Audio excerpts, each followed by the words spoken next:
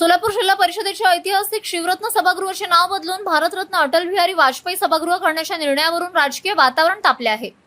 भाजपच्या नेतृत्वाखाली स्थायी समितीच्या बैठकीत मंजूर झालेल्या या ठरावाला राष्ट्रवादी काँग्रेस, शरदचंद्र पवार पक्ष आणि महाविकास आघाडीने तीव्र विरोध दर्शवला आहे। जिल्हा परिषद उपाध्यक्ष इंद्रजित पवार यांनी स्थायी समितीच्या बैठकीत नामांतराचा ठराव मांडला होता। हा ठराव एकमताने मंजूर झाल्यानंतर विरोधकांनी आक्रमक भूमिका घेतली। राष्ट्रवादी युवक काँग्रेसच्या पदाधिकाऱ्यांनी जिल्हा परिषदेचे मुख्य कार्यकारी अधिकारी सीईओ यांना निवेदन देत हा वादग्रस्त ठराव तात्काळ रद्द करण्याची मागणी केली।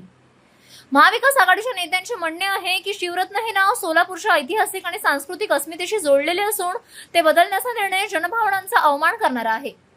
ठराव मागे न घेतल्यास जिल्हा परिषद कार्यालयासमोर तीव्र आंदोलन छेडण्याचा इशारा देण्यात आला आहे। या नामांतराच्या निर्णयामुळे सोलापूरच्या राजकारणात नवा वाद निर्माण झाला असून पुढील काही दिवसात हा मुद्दा अधिकच गाजण्याची शक्यता आहे। गेले 40 वर्षापासून सोलापूर जिल्हा परिषदेमधील सभागृहाचे नाव हे शिवरत्न असे होते आणि ते नाव आराध्य दैवत शिवशंकर तसेच महाराष्ट्राचे आराध्य दैवत छत्रपती शिवाजी महाराज यांच्या नावाने ते ठेवण्यात आलं होतं।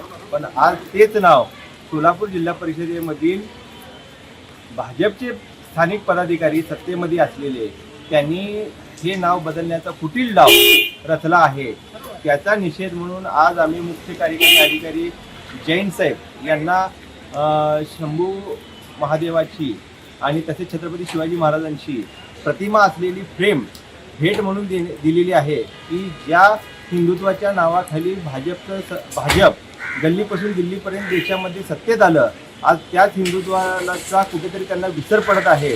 देशाच्या राजकारणापायी सोलापूर जिल्ह्याचे पालकमंत्री जयकुमार गोरे आणि माळशिरसचे माजी आमदार राम सातपुते हे सोलापूर जिल्हा परिषदेमध्ये स्थानिक पदाधिकारी भाजपचे यांना कुठेतरी वेठीस धरून शिवरत्न हे नाव बदलण्याचा कुटील डाव आखलेला आहे। त्याचा निषेध म्हणून आज आम्ही निवेदन दिलेलं आहे आणि त्यामध्ये असं आम्ही नमूद केलेलं आहे की शिवरत्न हेच नाव त्यांनी ठेवण्यात यावं, अन्यथा जे काही नाव त्यांनी देतील त्याला आम्ही काळं फासू, हे आपल्या माध्यमातून त्यांना आम्ही हा इशारा देत आहे।